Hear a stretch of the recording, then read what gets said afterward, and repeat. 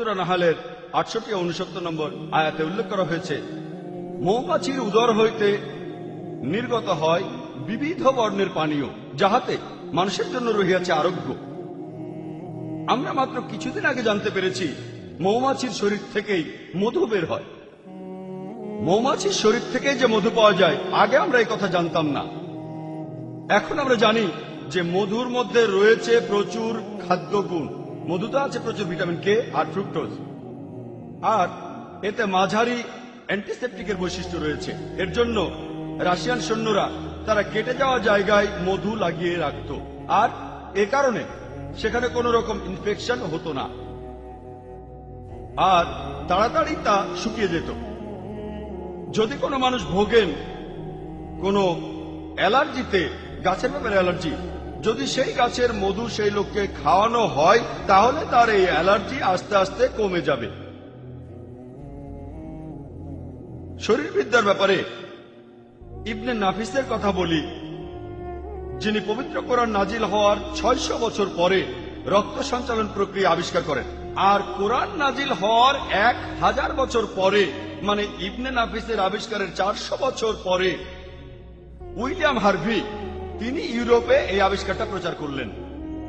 আমরা যে খাবারগুলো খাই সেগুলো পাকস্থলিতে যায়, বিভিন্ন অন্ত্রে যায়, বিভিন্ন অন্ত্র থেকে এই খাদ্যের উপাদান রক্ত কোষে যায়, আর রক্ত প্রবাহের ভেতর প্রবেশ করে। আর রক্তের প্রবাহ এই খাদ্যের উপাদানকে বিভিন্ন অংশে নিয়ে যায়, যেমন স্তনগ্রন্থি, যেখানে দুধ উৎপন্ন হয়। পবিত্র কোরআনে রক্ত সঞ্চালন আর দুধের উৎপাদন সংক্ষেপে বলা হয়েছে।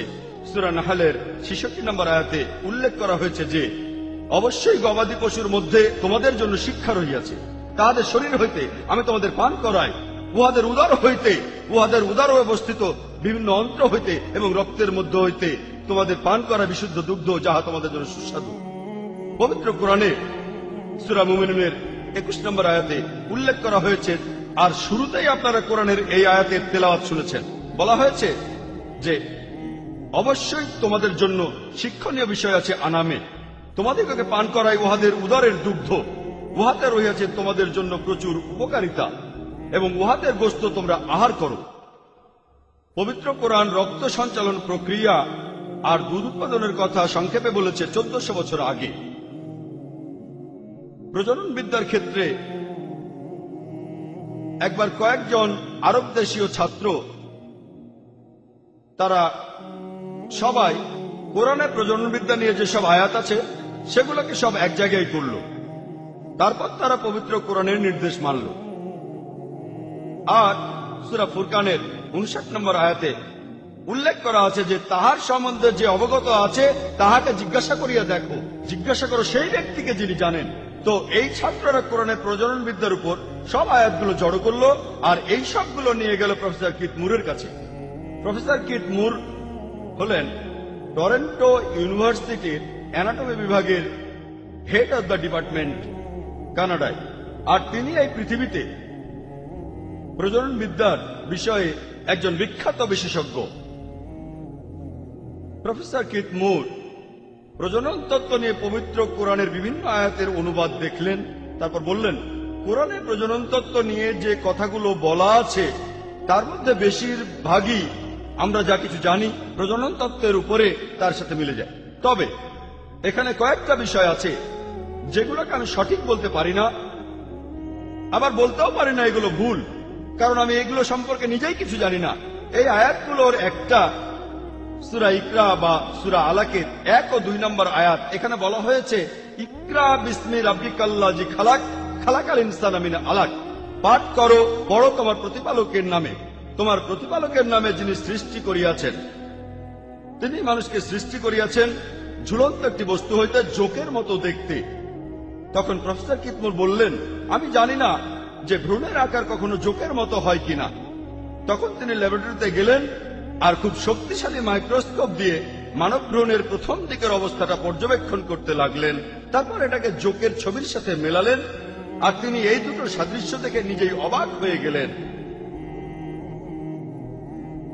একবার তাকে প্রজনন তত্ত্বের উপর ৮০টা প্রশ্ন করা হয়েছিল পবিত্র কোরআন এবং সহিহ হাদিস থেকে।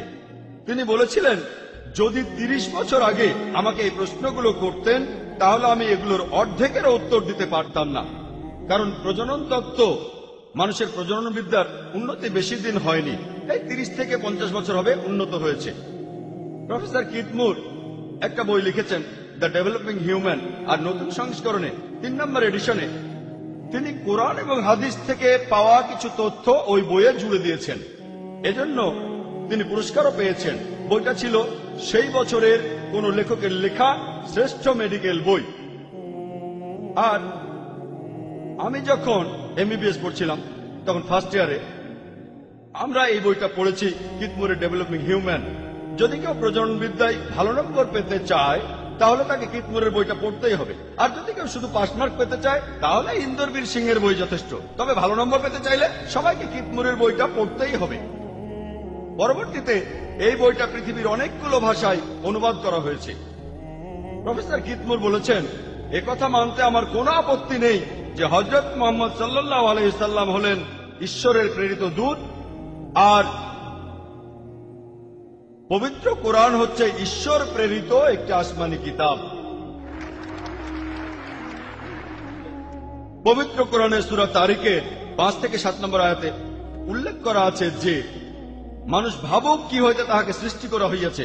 সে সৃষ্টি হইয়াছে স্খলিত পানি হইতে, ইহা নির্গত হয় মেরুদণ্ড ও পঞ্জরাস্থির মধ্য হইতে। আজকে আমরা জানতে পেরেছি যে জননেন্দ্রিয়, পুরুষদের শুক্রাশয় আর মহিলাদের ডিম্বাশয়, ভ্রূণ গঠনের প্রাথমিক পর্যায়ে এই অঙ্গ প্রত্যঙ্গগুলো থাকে যেখানে কিডনির অবস্থান। এগুলো থাকে মেরুদণ্ড আর পাঁজরের হাড়ের মধ্যে। পরবর্তীতে পুরুষদের ক্ষেত্রে এই শুক্রাশয় আস্তে আস্তে পরিণত হয় স্ক্রোটাম, আর মহিলাদের ডিম্বাশয় পরিণত হয় পেলভিসে। কিন্তু ভ্রূণ গঠনের সময় এগুলো কোরআন যেভাবে বলেছে ঠিক সেভাবেই থাকে। এগুলো থাকে মেরুদণ্ড, স্পাইনাল কলাম আর পাঁজরের হাড়ের মাঝখানে। এমনকি বড় হয়ে গেলেও যখন সব জননেন্দ্রিয় তৈরি হয়ে যায়, এমনকি সেই সময় রক্তের প্রবাহ, স্নায়ু প্রবাহ আর বিভিন্ন প্রকার রস এগুলো আসে মানুষের স্পাইনাল কলাম আর পাঁজরের হাড়ের মধ্য দিয়ে। পবিত্র কোরআনে আছে, সূরা মুমিনুনের 13 নম্বর আয়াতে উল্লেখ করা আছে। এছাড়াও সূরা হজের 5 নম্বর আয়াতে উল্লেখ করা আছে, আমি মানুষ জাতিকে সৃষ্টি করিয়াছি নুতফা হইতে। এখানে আরবি শব্দ নুতফা, যে মানুষ জাতি সৃষ্টি হয়েছে নুতফা থেকে, এ কথা কোরআনে বলা হয়েছে সব মিলিয়ে 11 বার, আর নুতফা শব্দটা বলা হয়েছে 12 বার। তবে মানুষ যে নুতফা থেকে সৃষ্টি হয়েছে এ কথা আছে 11 বার। আরবি ভাষায় নুতফা শব্দটার অর্থ সামান্য পরিমাণ তরল পদার্থ। পবিত্র কোরআনে আছে, এটা সূরা সাজদার 8 নম্বর আয়াতে উল্লেখ করা হয়েছে যে অতঃপর তিনি বংশোৎপন্ন করেন তুচ্ছ তরল পদার্থের নির্যাস হইতে। এখানে আরবি শব্দটা সুলালা, যার অর্থ সামান্য পরিমাণ অথবা কোনো কিছুর সবচেয়ে সেরা অংশ। আর আজকে আমরা জানতে পেরেছি যে শুধুমাত্র একটা শুক্রাণুই ডিম্বাণুর সাথে মিলিত হয়, আর পুরুষের শরীর থেকে নির্গত হওয়া লক্ষ লক্ষ শুক্রাণুর মধ্যে কেবলমাত্র একটি শুক্রাণু ডিম্বাণুর সাথে মিলিত হয়ে একটি ভ্রূণ উৎপন্ন করে। পবিত্র কোরআনে এটাকে বলছে সুলালা, সবচেয়ে শ্রেষ্ঠ অংশ অথবা নুতফা, খুব সামান্য পরিমাণ। পবিত্র কোরআনের সূরা ইনসানে 2 নম্বর আয়াতে উল্লেখ করা আছে, ইন্না খালাকনাল ইনসানা মিন নুতফাতিন আমশাজ। এখানে আরবিতে আছে লুৎফাতিন আমসাজ, অর্থাৎ আমি মানুষকে সৃষ্টি করিয়াছি তুচ্ছ তরল পদার্থের নির্যাস হইতে। লুৎফাতিন আমসাজ, তুচ্ছ তরল পদার্থের নির্যাস হইতে। এরপরে যেটা হয় যে শুক্রাণু আর ডিম্বাণু মিলে ভ্রূণ তৈরি হয়, তখনও এটা নুতফায় থাকে তুচ্ছ তরল পদার্থ। এটা দিয়ে আরো বোঝানো যায় শুক্রাণু তরল পদার্থকে, যেখানে বিভিন্ন গ্রন্থি থেকে নিঃসৃত হওয়া রস থাকে, যেমন শুক্রাশয় থেকে রস নিঃসৃত হয়, স্পারমাটোজোয়া। এখানে আরো রস নিঃসৃত হয় সেমাইনাল ভেসিকল থেকে, সেমাইনাল রস। এর মধ্যেই থাকে স্পারমাটোজোয়া, কিন্তু এখানে উর্বর করার কোনো এজেন্ট থাকে না। এছাড়াও এর সাথে মূত্রগ্রন্থির সংযোগ আছে। এ কারণেই শুক্রাণু তরল হয় এবং এতে বিশেষ ঘ্রাণ পাওয়া যায়। এছাড়াও মূত্রনালীর সাথে যে গ্রন্থিগুলি রয়েছে, কুপাস গ্ল্যান্ড অথবা লিটার্স গ্ল্যান্ড, এ কারণেই পুরুষের নিঃসৃত শুক্রাণু কিছুটা আঠালো হয়। পবিত্রকরণ এখানে বলছে নুতফাতিন আমসাজ, তুচ্ছ তরল পদার্থের নির্যাস হইতে শুক্রাণু এবং ডিম্বাণু এই তরল পদার্থে আবৃত থাকে, আর এভাবেই মানব শিশুর ভ্রূণ উৎপন্ন হয়। পবিত্রকরণে সূরা জুমা এর 6 নম্বর আয়াতে উল্লেখ করা হয়েছে, আমি তোমাদিগকে সৃষ্টি করিয়াছি মাতৃগর্ভের ভেতর বিভিন্ন স্তরে, একটার পর আরেকটা 3 প্রকার অন্ধকারের ভেতর। প্রফেসর কিতমোর বলেছেন, মাতৃগর্ভের ভেতর এই 3টি অন্ধকার: ইন্টেরিয়র অ্যাবডোমিনাল ওয়াল, ইউটেরাইন ওয়াল, অ্যামনিওকার্ডিওনিক মেমব্রেন। পবিত্র কোরআন এছাড়াও কথা বলছে জেনেটিক্স নিয়ে। কোরআনেই আছে, সূরা নাজামের 45-46 নম্বর আয়াতে উল্লেখ করা আছে যে তিনি মানুষকে সৃষ্টি করিয়াছেন এবং উহাদের তৈরি করেন পুরুষ ও নারী রূপে সামান্য পরিমাণ শুক্রবিন্দু হইতে, যখন উহা স্খলিত হয়। এখানে এটাই স্বাভাবিক, যেটা স্খলিত হচ্ছে সেটা পুরুষের শুক্র। কোরআন বলছে পুরুষের শুক্র দিয়েই সন্তানের লিঙ্গ নির্ধারিত হয়। কোরআনে এই কথাটা আবারও বলা হয়েছে। আর সূরা কিয়ামত 37-39 আয়াতে উল্লেখ করা আছে, আমি মানুষ জাতিকে সৃষ্টি করিয়াছি খুব সামান্য পরিমাণ শুক্রবিন্দু হইতে, অতঃপর সে পরিণত হয় আলাকায়, জোকের মতো একটি বস্তু, তারপর আমি তাকে আকৃতি দান করি, তারপর সৃষ্টি হয় যুগল, পুরুষ ও নারীতে। এখানে আরবি শব্দ লুৎফাতাম মিন মানি ইউমনা, অর্থাৎ খুব সামান্য পরিমাণ শুক্রবিন্দু। কোরআন বলছে সন্তানের লিঙ্গ নির্ধারণের জন্য খুব সামান্য পরিমাণে শুক্রবিন্দু প্রয়োজন। আজকের দিনে বিজ্ঞানের সাহায্যে আমরা জানি যে সন্তানের লিঙ্গ কি হবে সেটা নির্ভর করে 23তম ক্রোমোজোমের জোড়ার উপরে, আর পুরুষের নির্গত শুক্রাণু নির্ধারণ করে যে সন্তানের লিঙ্গ আসলে কি হবে। যদি এটা হয় এক্স এক্স তাহলে নারী, আর যদি হয় এক্স ওয়াই তাহলে পুরুষ। কোরআন এই কথা বলে গেছে 1400 বছর আগে। আমাদের সমাজে দেখবেন, বিশেষ করে ইন্ডিয়ার সমাজে, কারণটা আসলে তারাই ভালো বলতে পারবেন, মানুষ আশা করে তাদের ছেলে হবে, আর যদি কোন লোকের স্ত্রী, যদি সেই মহিলার কোনো মেয়ে হয়, এক্ষেত্রে মহিলার শাশুড়ি সেই মহিলাকে দোষ দেন। শাশুড়ি যদি এখানে কাউকে দোষ দিতে চায় তাহলে নিজের ছেলেকে দোষ দিতে হবে, ছেলের বউকে না। কারণ পবিত্র কোরআন আর বিজ্ঞান আমাদের বলে যে পুরুষের শুক্রাণু নির্ধারণ করে সন্তানের লিঙ্গ কি হবে, নারীর ডিম্বাণু নয়। পবিত্র কোরআন মানব ভ্রূণের বিভিন্ন স্তরের কথা একেবারে বিস্তারিত ভাবে বলেছে।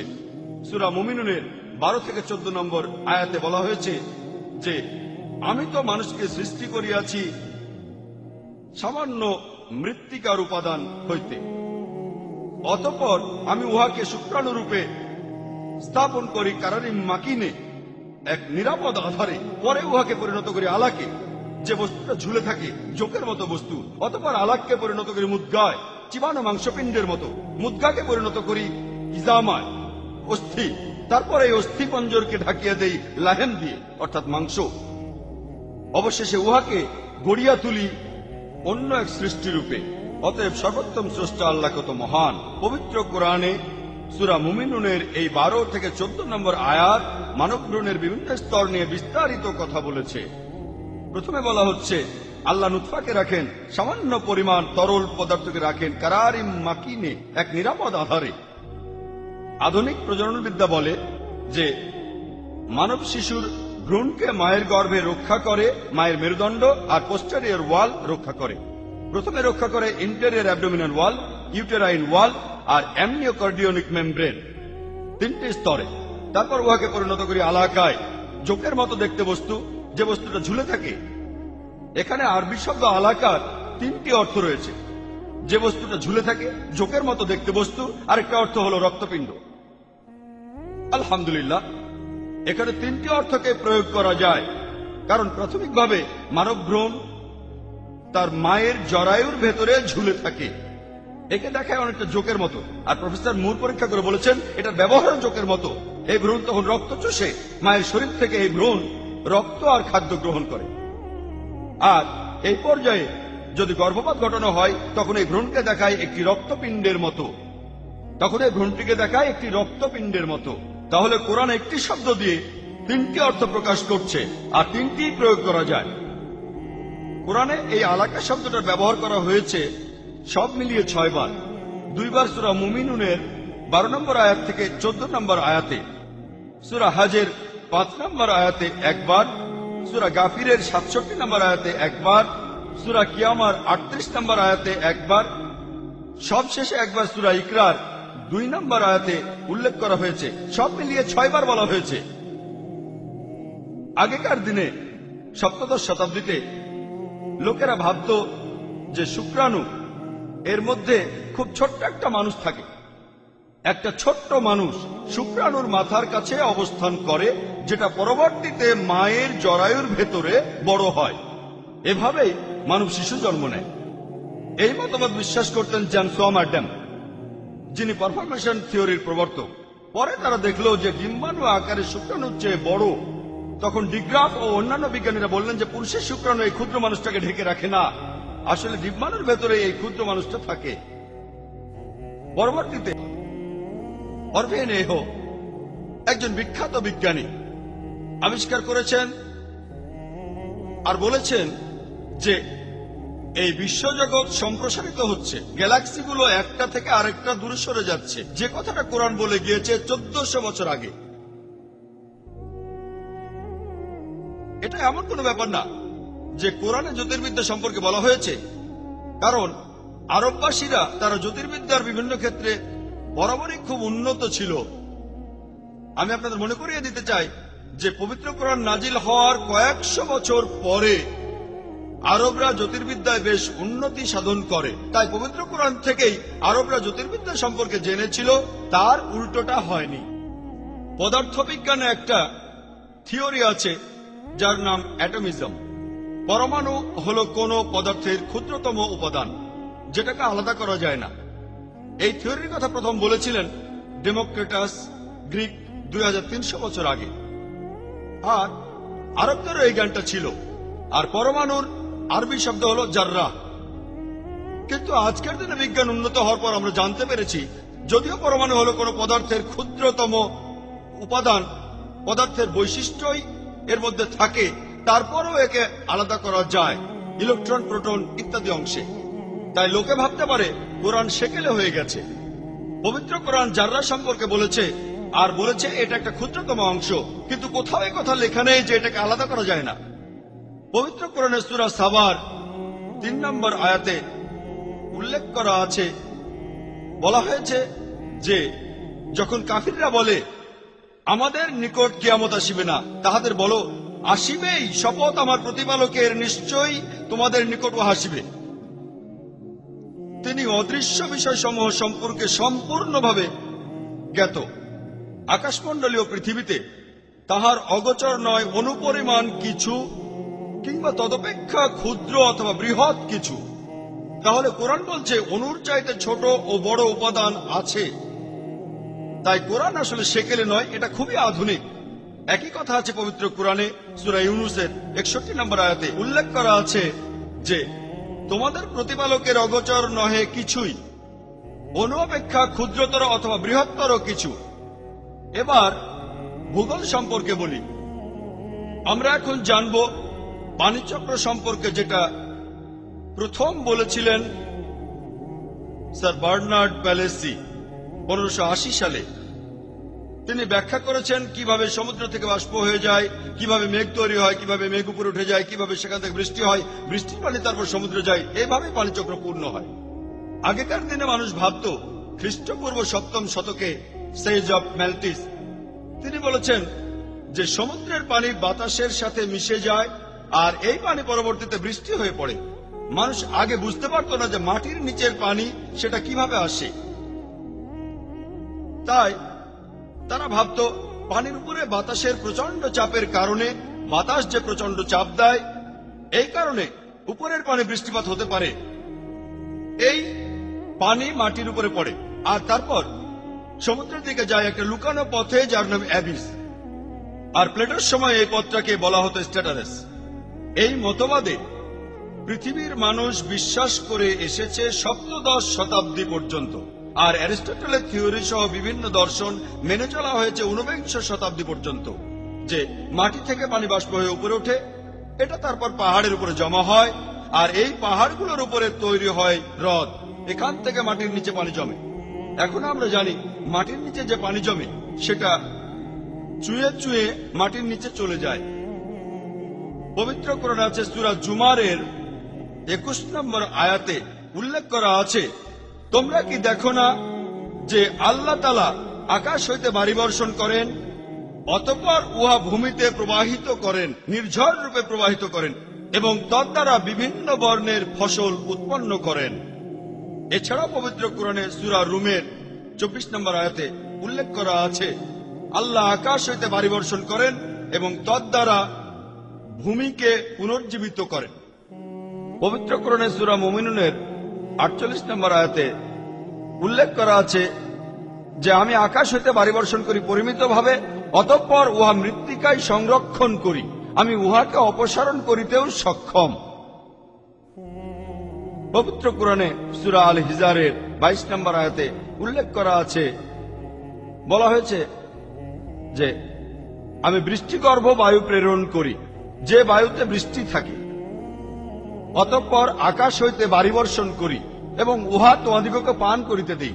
এখানে আরবি শব্দটা লাওয়াকি, এটা হলো লাকি শব্দটার বহু বচন, যার মূল শব্দ হলো লাকাহা, যার অর্থ গর্ভে ধারণ করা অথবা শরীরে ধারণ করা। বাতাস চারদিক থেকে এসে মেঘগুলোকে বৃষ্টিগর্ভে রূপান্তরিত করে, তারপরে বৃষ্টিপাত হয়। বাতাসের কারণে মেঘগুলো একত্রিত হয়, প্রচন্ড চাপের সৃষ্টি হয়, বজ্রপাতের সৃষ্টি হয়, তারপর মেঘ থেকে বৃষ্টিপাত হয়। পবিত্র কোরআন সম্পূর্ণ পানিচক্রের কথা বলেছে, কিভাবে পানি বাষ্প হয়, কিভাবে মেঘ তৈরি হয়, কিভাবে ঘনীভূত হয়, কিভাবে বৃষ্টিপাত হয়, কিভাবে পানি সমুদ্রে ফিরে।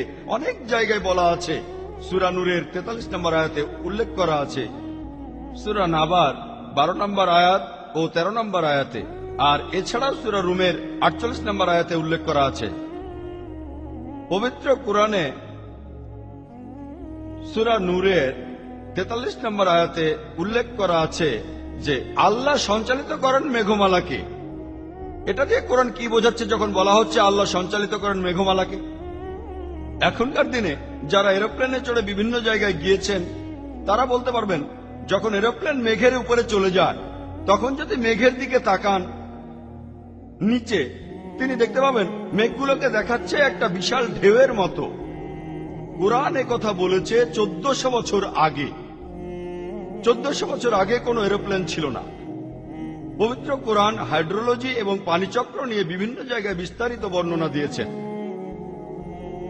পবিত্র কোরআনে সূরা আরাফের 57 নম্বর আয়াতে উল্লেখ করা আছে, সূরা রাদের 17 নম্বর আয়াতে উল্লেখ করা আছে, সূরা ফুরকানের 48 নম্বর আয়াত এবং 39 নম্বর আয়াতে, সূরা ফাতির 9 নম্বর আয়াতে একথা বলা হয়েছে, সূরা ইয়াসিনের 34 নম্বর আয়াতে উল্লেখ করা আছে, সূরা জাসিয়ার 5 নম্বর আয়াতে উল্লেখ করা হয়েছে, সূরা কাফের 9 ও 10 নম্বর আয়াতে উল্লেখ করা আছে, সূরা ওয়াকিয়ার 68 নম্বর আয়াত থেকে 70 নম্বর আয়াতে উল্লেখ করা হয়েছে। আর এছাড়াও পবিত্র কোরআনে সূরা মুলকের 30 নম্বর আয়াতে উল্লেখ করা আছে। পবিত্র কোরআনে হাইড্রোলজি এবং পানিচক্রের বিস্তারিত বর্ণনা আছে। এবার আসুন আমরা ভূতত্ত্ববিদ্যা সম্পর্কে দেখব। এখনকার দিনের ভূতত্ত্ববিদ তারা আমাদের বলেন, আমরা যে পৃথিবীতে বাস করি, বাইরের ভূত্বক এটা শক্ত ও কঠিন, আর ভেতরের অংশ খুবই গরম আর তরল, আর সেখানে কোনো প্রাণীর পক্ষে বেঁচে থাকা সম্ভব না। ভূতত্ত্ববিদরা বলেন পৃথিবীর উপরের স্তরটা বেশ পাতলা, বেশি হলে 8 থেকে 10 মাইল, যেটা পৃথিবীর ব্যাসার্ধের 1%-এরও কম। পৃথিবীর ব্যাসার্ধ 3750 মাইল। এখন বাইরের স্তরটা বেশ পাতলা, তাই এই স্তরটা নড়াচড়া করার সম্ভাবনাটাও বেশি। ভূতত্ত্ববিদরা আমাদের বলেন যে এই স্তরটা ভাঁজ হয়ে যায়, সেজন্যই তৈরি হয় বিভিন্ন রকম পাহাড় পর্বত। এই পাহাড়গুলো, এগুলোর কারণে পৃথিবী খুব বেশি নড়াচড়া করে না, এগুলো কিলকের মতো কাজ করে, খুঁটির মতো। পবিত্র কোরআনে আছে সূরা নাবার 6 নম্বর আয়াত ও 7 নম্বর আয়াতে উল্লেখ করা আছে, আমি এই ভূমিকে করিয়াছি শয্যা والجبال أوتادا এবং পর্বতসমূহকে করিয়াছি কিলক। এখানে আরবি শব্দ আওতাদ অর্থ কিলক অর্থ খুঁটি। এটা আমরা সেদিন আবিষ্কার করেছি। পবিত্র কোরআনে সূরা গাশিয়ার 19 নম্বর আয়াতে উল্লেখ করা আছে। এছাড়াও পবিত্র কোরআনে সূরা নাজিয়াতের 32 নম্বর আয়াতে উল্লেখ করা হয়েছে। والجبال أرساها পর্বতমালাকে স্থাপন করা হইয়াছে সুদৃঢ়ভাবে। জিওগ্রাফির উপর একটা বই আছে, দি আর্থ। বইটা খুবই বিখ্যাত, আর পৃথিবীর অনেক ইউনিভার্সিটিতে জিওগ্রাফির জন্য এই বইটা পড়ানো হয়ে থাকে অনেক দেশে। এই বইটার লেখকদের মধ্যে একজন হলেন ফ্র্যাঙ্ক প্রেস, আর তিনি এই বইটার ভেতরে পাহাড় পর্বতের উপর বেশ কিছু ছবি দিয়েছিলেন। সেগুলো ছিল নিচের দিকে সোচালো। তার মতে পাহাড় পর্বতের কাজ হলো পৃথিবীর উপরের স্তরটাকে স্বাভাবিক রাখা। কোরআনেও এই একই কথা বলা আছে, একই তথ্য আছে।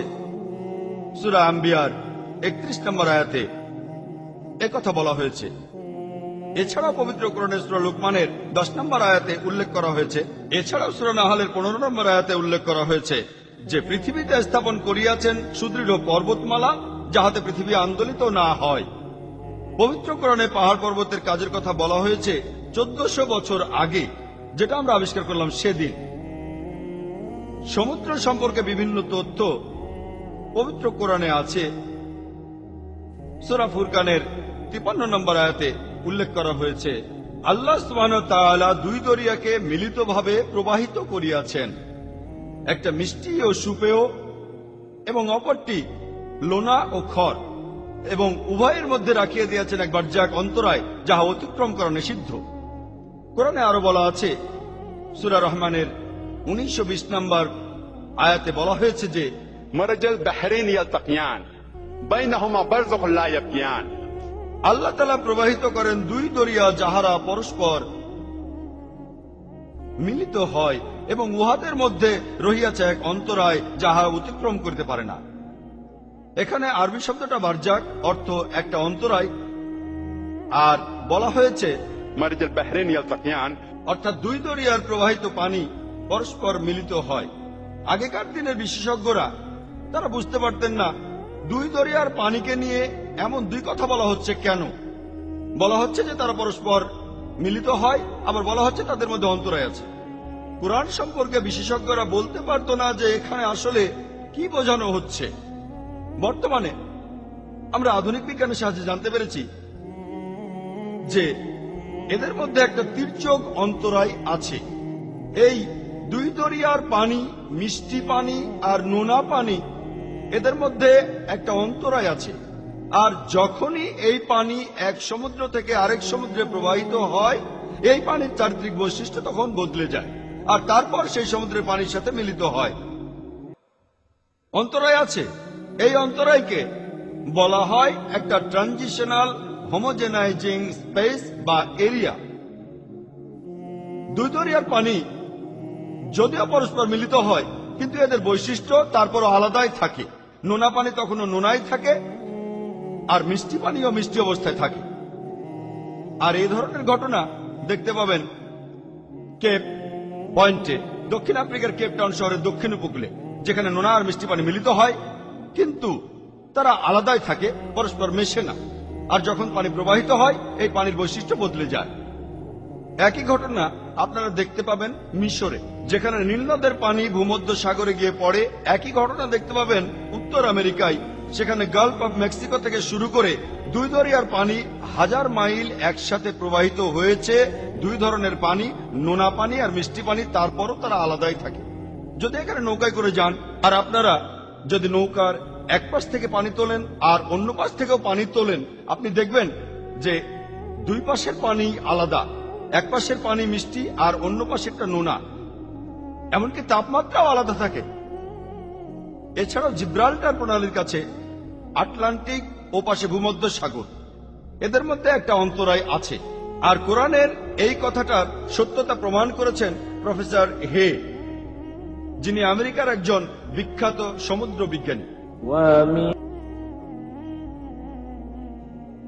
পবিত্র কোরআন আমাদের প্রশ্ন করছে যে তোমরা তোমাদের প্রতিপালকের কোন অনুগ্রহকে অস্বীকার করিবে, শুধুমাত্র সূরা রহমানেই আছে 27 নম্বর পারায়, সুতরাং তোমরা তোমাদের প্রতিপালকের কোন অনুগ্রহকে অস্বীকার করিবে, এ কথাটা বলা হয়েছে সব মিলিয়ে 31 বার। এখানে আল্লাহ তাআলার নিদর্শনের কথা বলা হচ্ছে, গাছের কথা, আকাশমণ্ডলের কথা। তারপর প্রশ্ন করা হচ্ছে তোমরা তোমাদের প্রতিপালকের কোন অনুগ্রহকে অস্বীকার করবে। এখানে পানিচক্রের কথা বলা হচ্ছে। তারপর বলা হচ্ছে তোমাদের প্রতিপালকের কোন অনুগ্রহকে অস্বীকার করবে। এখানে মিষ্টি পানি আর নোনা পানির মধ্যে অন্তরায়ের কথা বলা হচ্ছে। তারপর বলা হচ্ছে তোমাদের প্রতিপালকের কোন অনুগ্রহকে অস্বীকার করবে। পবিত্র কোরআনে একটি সূরার মধ্যে পাঠকদের প্রশ্ন করা হচ্ছে তোমরা তোমাদের প্রতিপালকের অর্থাৎ সর্বশক্তিমানের কোন অনুগ্রহ অস্বীকার করবে। পাঠকদের জিজ্ঞেস করা হচ্ছে যে এই সব নিদর্শন এগুলো কোত্থেকে এসেছে, কোন অনুগ্রহকে অস্বীকার করবে। এছাড়াও জীববিদ্যার ক্ষেত্রে পবিত্র কোরআনে সূরা আম্বিয়ার 30 নম্বর আয়াতে উল্লেখ করা আছে যে وجعلنا من الماء كل شيء حي আমি প্রাণবান সমস্ত কিছু সৃষ্টি করিলাম পানি হইতে, তবু কি উহারা ঈমান আনিবে না। চিন্তা করেন, সেই আরবের মরুভূমিতে যেখানে পানি পাওয়াটাই খুব কষ্টের, আর কোরআন বলছে সমস্ত জীবজন্তু পানি থেকে তৈরি হয়েছে। কে এই কথা বিশ্বাস করবে? কোরআনে অন্য কিছু লেখা থাকলে মানুষে তো বিশ্বাস করতো, পানি যেখানে পানির অভাব সেখানে কোরআন বলছে 1400 বছর আগে সব জীবজন্তু সৃষ্টি হয়েছে পানি থেকে। এখন আমরা জানতে পারি যে সাইটোপ্লাজম হলো যে কোনো প্রাণী কোষের সবচেয়ে মৌলিক উপাদান, এর 80%ই হলো পানি। প্রত্যেক জীবজন্তুর শরীরে 50 থেকে 70 ভাগ থাকে পানি, আর পানি ছাড়া কোনো জীবজন্তু বাঁচতে পারে না। এটা হবেই। কোরআন প্রশ্ন করছে وجعلنا من الماء كل شيء حي প্রাণবান সবকিছু সৃষ্টি করিলাম পানি থেকে, তবু তোমরা ঈমান আনবে না। আল্লাহ বলছেন সব জীবজন্তু পানি থেকে তৈরি, আর আমরা সেটা জানলাম সেদিন। কোরআনে কথা বলেছে 1400 বছর আগে, তবু তোমরা ঈমান আনবে না। কোরআন প্রশ্ন করছে, একটা উত্তর চাইছে। পবিত্র কোরআনের সূরা নূরের 45 নম্বর আয়াতে উল্লেখ করা হয়েছে যে আল্লাহ সমস্ত জীব সৃষ্টি করিয়াছেন পানি হইতে। পবিত্র কোরআনের সূরা ফুরকানের 54 নম্বর আয়াতে উল্লেখ করা আছে যে আল্লাহ তাআলা মানুষ জাতিকে সৃষ্টি করিয়াছেন পানি হইতে। চিন্তা করেন, 1400 বছর আগে কোরআনে এই কথা বলা হয়েছে। উদ্ভিদবিদ্যার ক্ষেত্রে আমরা এই কিছুদিন আগে জেনেছি যে গাছপালারও লিঙ্গ থাকে, পুরুষ এবং স্ত্রী। আমরা আগে এটা জানতাম না। এমনকি উভলিঙ্গ গাছ, সেই গাছগুলোর মধ্যে পুরুষ এবং স্ত্রী অংশ আলাদা থাকে। এছাড়াও পবিত্র কোরআনে সূরা তাহার 53 নম্বর আয়াতে উল্লেখ করা আছে আল্লাহ সুবহানাহু ওয়া তাআলা আকাশ হইতে বাড়ি বর্ষণ করেন এবং ইহা দ্বারা বিভিন্ন ধরনের উদ্ভিদ উৎপন্ন করেন, একটি আরেকটির তুলনায় পৃথক। তার মানে গাছপালারও লিঙ্গ আছে, পুরুষ এবং স্ত্রী। পবিত্র কোরআনের সূরা রাদের 3 নম্বর আয়াতে উল্লেখ করা হয়েছে তিনি প্রত্যেক প্রকারের ফল সৃষ্টি করিয়াছেন জোড়ায় জোড়ায়, সব জায়গায় জোড়া। গাছপালারও লিঙ্গ রয়েছে, পুরুষ এবং স্ত্রী। প্রাণীবিদ্যার ক্ষেত্রে পবিত্র কোরআনে সূরা আনামের 38 নম্বর আয়াতে উল্লেখ করা আছে যে এই পৃথিবীর উপরে বিচরণশীল এমন কোন জীব নেই, অথবা নিজ ডানার সাহায্যে ওড়ে এমন কোন পাখি নেই যাহারা তোমাদের মতো একটি সম্প্রদায়। আজকের দিনে বিজ্ঞান জেনেছে এমনকি জীবজন্তু আর পাখিরাও মানুষদের মতো সম্প্রদায়ভুক্ত হয়ে বসবাস করে। পবিত্র কোরআনে পাখির ওড়ার কথা বলা হয়েছে। সূরা নাহলের 79 নম্বর আয়াতে উল্লেখ করা হয়েছে তাহারা কি বিহঙ্গের দিকে লক্ষ্য করে না, যাহারা আকাশের শূন্য গর্ভে নিয়ন্ত্রণাধীন। অন্য কেহই তাহাদের স্থির রাখে না, শুধুমাত্র আল্লাহ তাআলাই তাহাদের স্থির রাখেন। এছাড়া পবিত্র কোরআনে সূরা মুলকের 19 নম্বর আয়াতে উল্লেখ করা আছে উহারা কি লক্ষ্য করে না ঊর্ধ্বদেশে বিহঙ্গকুলের প্রতি, যাহারা তাহাদের পক্ষ বিস্তার করে এবং সংকুচিত করে। কেহই তাহাদের স্থির রাখে না, একমাত্র আল্লাহ তাআলাই তাহাদের স্থির রাখেন এবং তিনি সকল বিষয়ে সম্পূর্ণরূপে অবগত। কোরআনের এই কথার সাথে আধুনিক বিজ্ঞানের সাম্প্রতিক আবিষ্কারের একটা অভাবনীয় মিল পাওয়া গেছে যে পাখিদের মাথার মধ্যে উড়ে বেড়ানোর প্রোগ্রামিং করা আছে, নার্ভাস সিস্টেম আছে। আর এই কারণেই ছোট ছোট পাখি আগে কোন রকম অভিজ্ঞতা না থাকলেও হাজার হাজার মাইল উড়ে বেড়াতে পারে কোন রকম গাইড ছাড়া। তারা আগের জায়গায় ফিরেও আসতে পারে। আর এটার খুব সুন্দর একটা উদাহরণ দিয়েছেন প্রফেসর হ্যামবার্গার তার বই পাওয়ার অ্যান্ড ফ্র্যাজাইলিটিতে। প্রশান্ত মহাসাগরে এক জাতের পাখি রয়েছে। এই পাখিটা 15,000 মাইলেরও বেশি পথ ওড়ে, আর এর সময় লাগে 6 মাস। পাখিটা আবারও আগের জায়গায় ফিরে আসে, সময়ের হেরফের হয় খুব বেশি হলে 1 সপ্তাহ। এটা কিভাবে সম্ভব? বিজ্ঞানীরা বলেন এই পাখিদের ভেতরে নিশ্চয়ই একটা প্রোগ্রামিং রয়েছে। কে তাদের এই প্রোগ্রামিংটা করেছেন? উত্তর পবিত্র কোরআনে আছে, আল্লাহ সুবহানাহু ওয়া তাআলা তাদের স্থির রাখেন। এখানে আরবি শব্দ আমসাকা, অর্থাৎ থামিয়ে দেওয়া বা স্থির রাখা। পবিত্র কোরআনে সূরা নাহলের 68 ও 69 নম্বর আয়াতে উল্লেখ করা আছে যে তোমাদের প্রতিপালক মৌমাছিকে নির্দেশ দিয়েছেন, তোমাদের গৃহ নির্মাণ করো পাহাড়ে, বৃক্ষে ও মানুষের গৃহে, এবং ইহার পর প্রত্যেক ফল হইতে কিছু কিছু আহার করো, এবং তোমাদের প্রতিপালকের সহজ পথ অনুসরণ করো তোমাদের সামর্থ্য দিয়ে। পবিত্র কোরআন এখানে কি বোঝাচ্ছে? যে আল্লাহ সুবহানাহু ওয়া তাআলা মৌমাছিদের কেন বলেছেন প্রতিপালকের সহজ পথ অনুসরণ করতে? ফ্রন্ট ফ্রেশ একজন বিজ্ঞানী, যিনি 1973 সালে নোবেল প্রাইজ পেয়েছিলেন। তিনি পশু পাখির আচার ব্যবহার নিয়ে গবেষণা করেছিলেন, বিশেষভাবে মৌমাছির যোগাযোগ করার পদ্ধতি নিয়ে। আর এখন আমরা সবাই জানি, যখনই কোনো কর্মী মৌমাছি নতুন ফুল খুঁজে পায় অথবা নতুন বাগান যেখান থেকে তারা মধু নিতে পারে, সেই মৌমাছিটা তখন অন্য মৌমাছিদের গিয়ে বলে সেই নতুন ফুল বা বাগানে যাওয়ার যে সঠিক পথ বা ম্যাপ, এটাকে বলা হয় বি ড্যান্স। এই কিছুদিন আগে আমরা জানতে পেরেছি উন্নত মানের ফটোগ্রাফির মাধ্যমে কিভাবে মৌমাছিরা যোগাযোগ করে।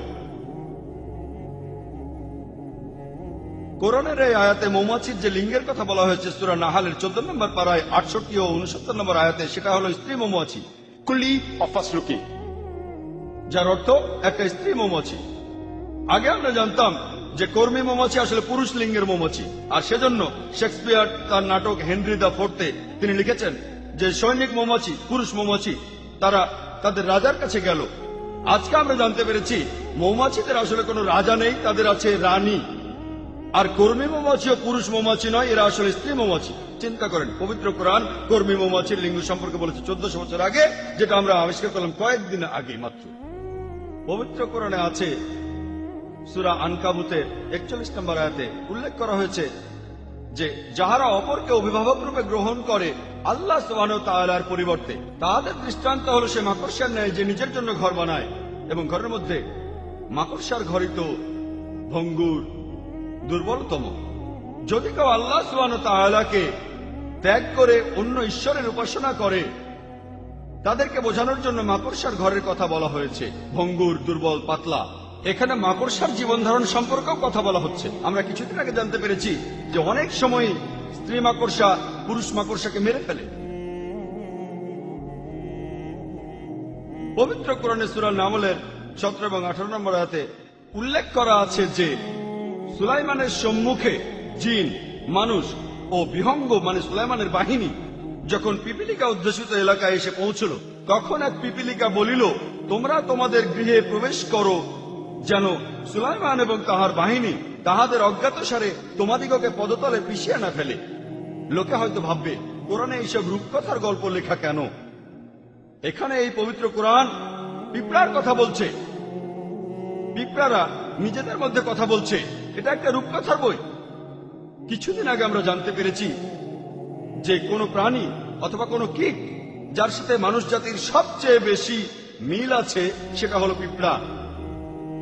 মানুষের মতো পিঁপড়ারাও তাদের মৃতদেহ কবর দেয়। তাদের সমাজে সব ধরনের কাজ ভাগ করে দেয়া হয়। তাদের আছে ম্যানেজার, সুপারভাইজার, শ্রমিক ইত্যাদি। তারা নিজেদের মধ্যে কথাবার্তাও বলে। তারা বেশ উন্নত উপায়ে যোগাযোগ করে থাকে। তারা বাজারের মতো জায়গায় পণ্য বিনিময় করে, শীতকালের জন্য শস্য মজুত করে। আর এই শস্যদানা যদি কুড়ি গজায়, পিঁপড়ারা সেই কুড়িগুলো কেটে ফেলে, যেন তারা এটা জানে যে এই কুড়িগুলোর কারণে শস্য পচে যায়। আর গ্রীষ্মকালে শস্যদানাগুলো ভিজে গেলে তারা শস্যদানাগুলো বাইরে এনে রোদে শুকাতে দেয়। অনেকে হয়তো দেখেছেন পিঁপড়া রোদের আলোর কাছে শস্যদানা আনছে শুকানোর জন্য, যেন তারা জানে বাতাস আর্দ্র হলে শস্যদানাগুলো ভিজে যায়, আর এতে করে শস্যদানা পচে যায়। তাহলে পবিত্র কোরআন পিঁপড়ার উন্নত প্রকৃতি সম্পর্কে বলেছে 1400 বছর আগে। চিকিৎসাবিদ্যার ক্ষেত্রে পবিত্র কোরআনে আছে